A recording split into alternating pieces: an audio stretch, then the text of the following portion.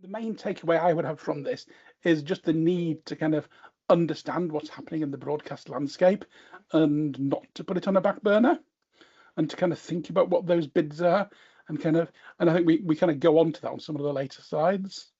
Yeah, absolutely. Just wanted to also consider where this content was coming from. So, of course, the vast majority of it was coming out of the UK. I think you're probably about getting on for 90% of it was coming out of the UK. Well, you see, the point you just made on the previous slide, Stuart, is the perception that analysing what's within broadcast media is perceived to be a hard thing to do, but not in this day and age.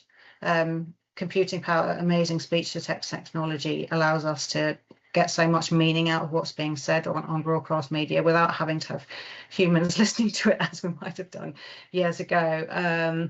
But yeah, it was an international story. So a good sort of 13% of the content that we found for Andy Burnham in the first 6 months of the year was actually outside of the UK.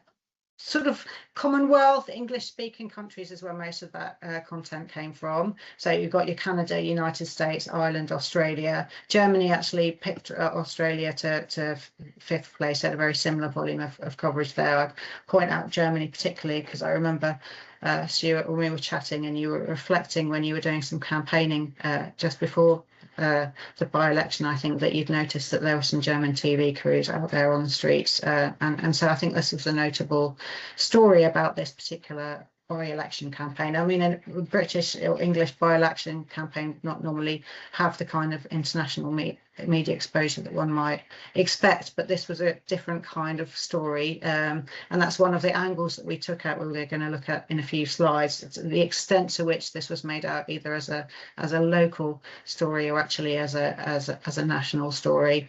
And again, we kind of compared the international spread there against the online news as well. So again, UK dominating, but those English-speaking countries to a large extent, or perhaps countries where perhaps a lot of expats might be. There might be a lot of interest in what's playing out in our political system.